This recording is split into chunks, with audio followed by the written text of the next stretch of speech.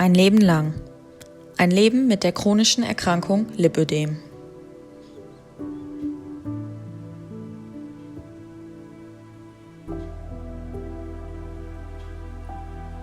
Das Lipödem ist eine krankhafte Fettverteilungsstörung, die symmetrisch an den Hüften, am Po und beiden Beinen auftritt.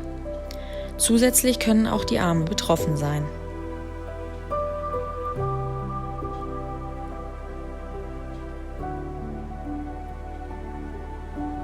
Das Lipödem kann nach Struktur und Oberfläche der Haut in 3 Stadien eingeteilt werden. Stadium 1 glatte Haut, Stadium 2 unebene, knotenartige Hautoberfläche und Stadium 3 die Umfangsvermehrung mit Hautüberlappung. Die Stärke der Schmerzhaftigkeit ist nicht zwangsläufig mit der Stadieneinteilung verknüpft. In sehr seltenen Fällen sind auch Männer betroffen.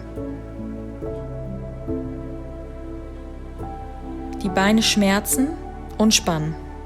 Schnelle Erschöpfung, Berührungs- und Druckschmerz an den betroffenen Extremitäten begleiten die Betroffenen durch den Alltag.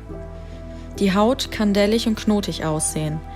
Auffällig ist die Neigung zu Blutergüssen. Die Ursache dieser Erkrankung ist noch nicht genügend erforscht und ungeklärt. In Deutschland ist ca. jede 10. Frau betroffen.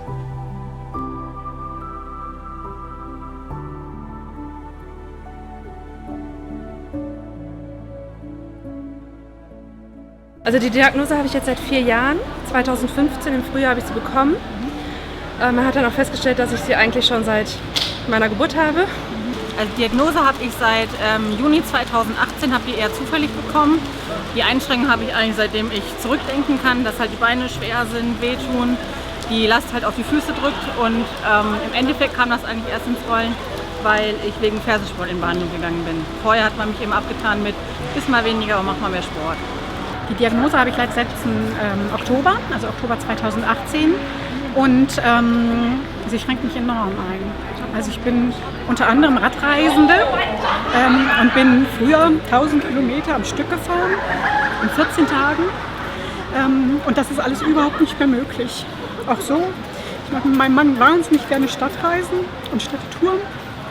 Nach einer Stunde bin ich platt.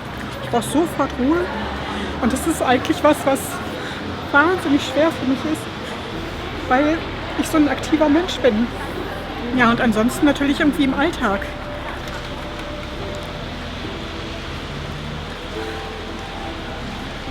Dass meine Tochter es auch hat. 17, eine traumschöne Figur und Säulenbeine.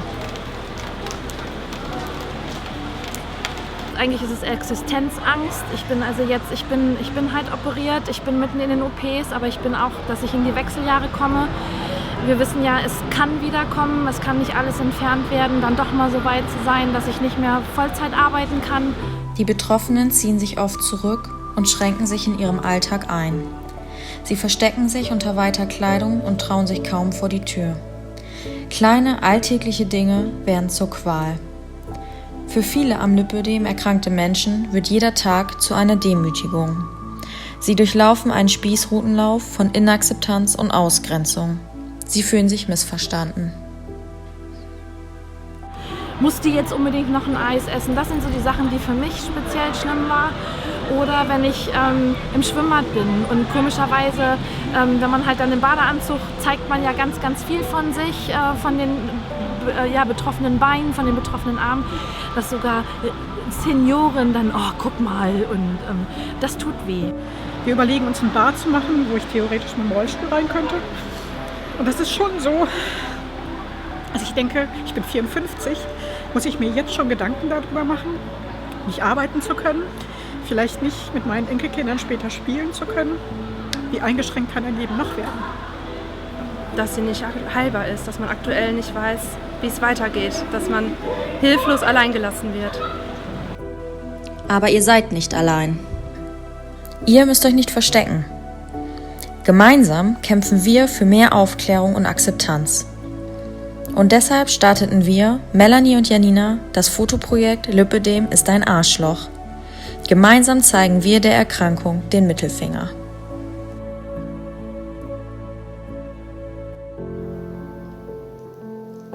Berlin. 27.09.2019, Gendarmenmarkt. An die 100 Frauen versammeln sich, um sich in schwarzer Unterwäsche mit Regenschirm der Welt zu zeigen. So wie es im letzten Jahr bereits 3-mal geschah. Hier und heute wollen wir lauter werden. Heute steht wieder alles im Zeichen der Aufklärungsarbeit. Wir wollen aufklären, Stinkefinger symbolisch an Nicht-Zuhörende und die Krankheit selbst mit ihren Einschränkungen verteilen, Selbstbewusstsein und Magie schaffen. Aus einst einem kleinen Einzelshooting, welches die Krankheit vor und nach der OP zeigen sollte, ist nun etwas ganz Großes geworden.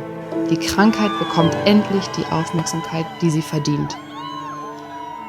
Fotografisch mehr als eine kleine Herausforderung. Viele Frauen kennen das Gefühl, vor der Kamera zu stehen, nicht. Nicht mal ihr Ganzkörperspiegelbild. Viele Frauen mögen sich nicht, finden sich unattraktiv. Im Normalfall komme da ich ins Spiel. Ich möchte jeder Frau zeigen, dass es nicht nur den eigenen Blickwinkel gibt, sondern auch den meinen. Jede Frau ist schön. Es hat mich auf jeden Fall im Selbstbewusstsein gestärkt und man merkt ja auch dadurch durch die Gemeinsamkeit, dass man nicht alleine ist. Man lernt vieles neue Sachen dazu und sammelt auch total viel Erfahrungen. Und es macht auch einfach Spaß, Leute aufzuklären und denen zu zeigen, dass man halt einfach nicht nur dick ist oder dass es diese Krankheit gibt. Es gibt viele Leute, die unwissend da draußen sind, vielleicht selber betroffen sind und gar nicht diese Krankheit kennen, noch nicht was von gehört haben. Losgelöstheit ein Stück. So, hier drin ist so, ja, Adrenalin pur und ein Stück zu sehen, es geht mir nicht alleine so, obwohl ich das weiß, aber heute war es noch mal mehr. Ich habe mich selber akzeptiert, habe begonnen, mich selber so zu nehmen, wie ich bin. Und es hat mir sehr viel Selbstbewusstsein gegeben und auch Freude, mich so zu zeigen, wie ich halt bin, auch mit der Krankheit. Meine Mutter hat ja auch am Shooting mitgemacht und die hat auch gesagt, dass es eine tolle Erfahrung ist. Es ist ja auch, man lernt selbstbewusster zu sein, man tauscht sich mit anderen aus, man ist gemeinsam stark und man steht nicht nur allein in der dunklen Ecke und muss sich irgendwelche Beleidigungen anhören.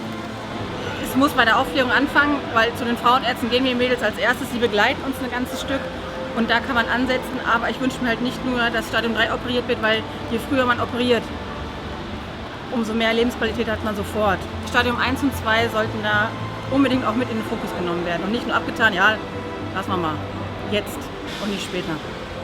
Der Sachbearbeiter bei der Krankenkasse weiß eigentlich gar nicht um das, was die eigentlich alles genehmigen könnten nach den Leitlinien und oftmals irgendwas abgelehnt wird, was aber genehmigt werden könnte. Also man erst wieder in Widerspruch gehen muss, es dauert länger und bei den Ärzten genau das Gleiche. Dass sie das anerkennen, dass es eine Krankheit ist und dass viele Frauen durch diese Krankheit halt im Leben nicht weiterkommen, weil es schränkt total ein und dass sie halt diese Liposuktionen bezahlen, weil für mich persönlich und für viele, viele andere Frauen ist es einfach unbezahlbar, es ist viel zu teuer. Das schafft man einfach nicht und ich habe keine Lust, mein ganzes Leben mit Schmerzen zu leben. Und dieses ganze Elend, ich habe das Gefühl, dass jetzt die Entscheider in der Politik beim GBA, dass die zwar alle irgendwo ein Grundwissen haben, aber gar nicht wissen, was es bedeutet, diese Krankheit zu haben.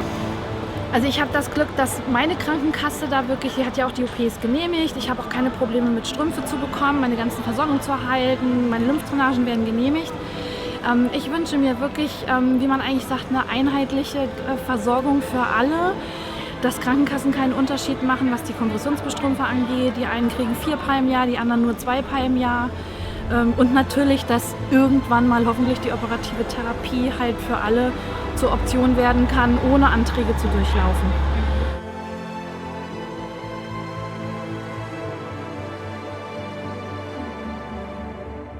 Der Regenschirm für die Symbolik, die schwarze Unterwäsche für die Offenheit und die Präsenz, die Schwarz-Weiß-Fotos für die Stimmung und den Kontrast. Und trotzdem ein Lächeln. Wir zeigen die Krankheit, wie sie ist. Keine Retusche. Und trotzdem erkennt man Lebensfreude. Die lässt sich hier nämlich niemand nehmen.